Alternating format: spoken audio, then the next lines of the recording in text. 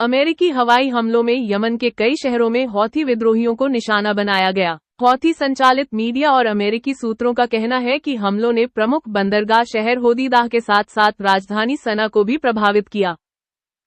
संयुक्त राज्य अमेरिका की सेना ने यमन के कई शहरों पर हमला किया है, जिनमें राजधानी सना और प्रमुख बंदरगाह शहर होदीदाह शामिल हैं।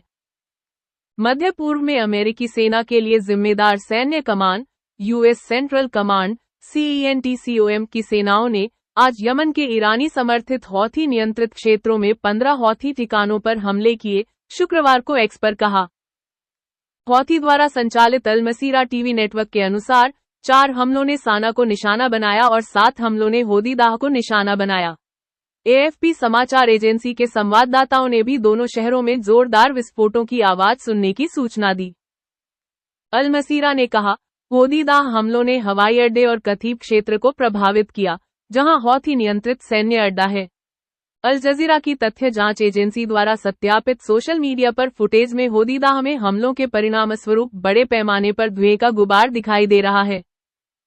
हौथी मीडिया कार्यालय ने यह भी कहा कि कम से कम एक हमला धमार प्रांत में हुआ और सना के दक्षिण पूर्व में बायदा प्रांत में हवाई हमले हुए। CENTCOM ने एक्स पर अपने पोस्ट में कहा, ये कार्रवाई नेविगेशन की स्वतंत्रता की रक्षा करने और अंतर्राष्ट्रीय जल को अमेरिका, गठबंधन और व्यापारी जहाजों के लिए अधिक सुरक्षित बनाने के लिए की गई थी। उन्होंने कहा कि हमले लगभग 1400 GMT पर हुए। एसोसिएटेड प्रेस समाचार एजेंसी ने अनाम अमेरिकी अधिकारियों के हवाले से कहा कि हमलों में हौथिस के हथियार प्रणालियों, ठिकानों और अन्य उपकरणों को निशाना बनाया गया।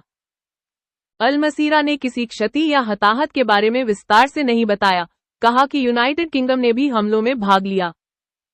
लेकिन लंदन में अल जजीरा कार्यालय से बात करने वाले एक अधिकारी के अनुसार ब्रिटेन के रक्षा मंत्रालय ने हमलों में किसी भी तरह की भागीदारी से स्पष्ट रूप से इनकार किया है। लाल सागर और अदन की खाड़ी में नौवहन पर समूह के हमलों के जवाब में वाशिंगटन ने जनवरी से यमन में हौथी ठिकानों पर बार बार हमला किया है। हौथिस का कहना है कि उनके हमले, जिन्होंने विश्व स्तर पर महत्वपूर्ण जलमार्ग में समुद्री यातायात को बाधित किया है, इजरायल से जुड़े जहाजों को लक्षित करते हैं और उनका उद्देश्य फिलिस्तीनियों के साथ एकजुटता और गाजा पर इजरायल के युद्ध के विरोध का संकेत देना है। अब जब इजरायल और ईरान समर्थित एक अन्य समूह हिजबुल्लाह के बीच संघर्ष बढ़ गया है और इजरायली हमलों में लेबनान में लगभग 2000 लोग मारे गए हैं, तो हौथिस भी इजरायल से वहां अपना हमला रोकने की मांग कर रहे हैं। यमन डरेगा नहीं।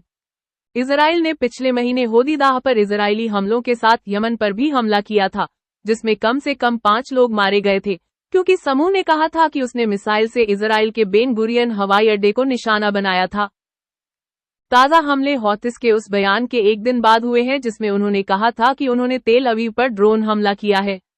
इजरायली सेना ने अधिक विवरण दिए बिना कहा कि उसने रात भर मध्य इजरायल के पास एक संदिग्ध हवाई लक्ष्य को रोका।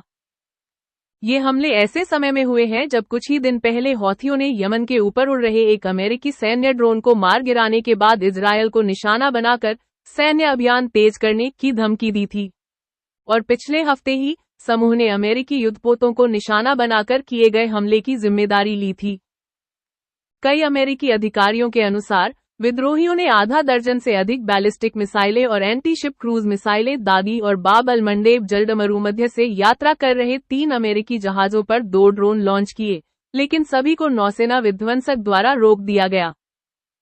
अधिकारियों ने नाम न छापने की शर्त पर उन विवरणों पर चर्चा की जो अभी तक सार्वजनिक रूप से जारी नहीं किए गए हैं।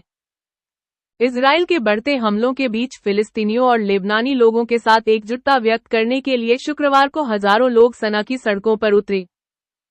हौथी अधिकारी हशम शराफ अल दीन ने अल मसीरा को बताया, लेबनान और गाजा के साथ एकजुटता मार्च के बाद राजधानी और यमनी गवर्नरों पर आक्रामकता हमारे लोगों को आतंकित करने का एक हताश प्रयास है। यमन इन हमलों से नहीं डरेगा और अपनी पूरी ताकत से दुश्मनों का सामना करने में अपनी दृढ़ता जारी रखेगा।